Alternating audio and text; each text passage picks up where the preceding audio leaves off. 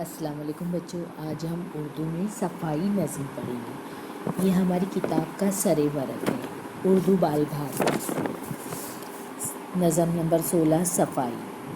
बच्चों तो सफ़ाई नज़्म हम पढ़ते हैं। सफ़ाई से हर चीज़ में आए जान, सफ़ाई बढ़ाती है हर शय की शान। सफ़ाई से लगता है अच्छा बदन, सफ़ाई बनाती है घर को चमन।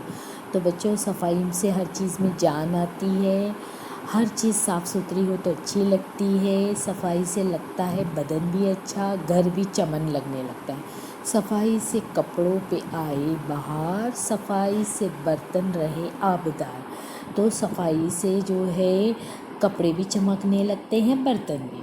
सफ़ाई से सोने पे आए चमक, सफ़ाई से लोहे में आए दमक। सफ़ाई से अगर हम साफ़ सुथरे रखेंगे सोने की चीज़ें भी तो चमकने लगेगी और लोहा भी दमकने लगेगा, यानी शाइनिंग मारेगा या चमकने लगेगा।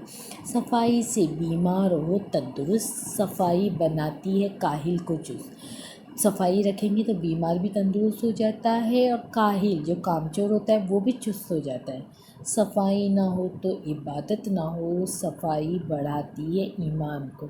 आपने ये कॉल तो सुना होगा कि सफ़ाई निस्फ़ ईमान है, यानी सफ़ाई से हमें रहना चाहिए। घरों में जो आपने सफ़ाई रखे तो बीमारियां दूर इनसे रहें।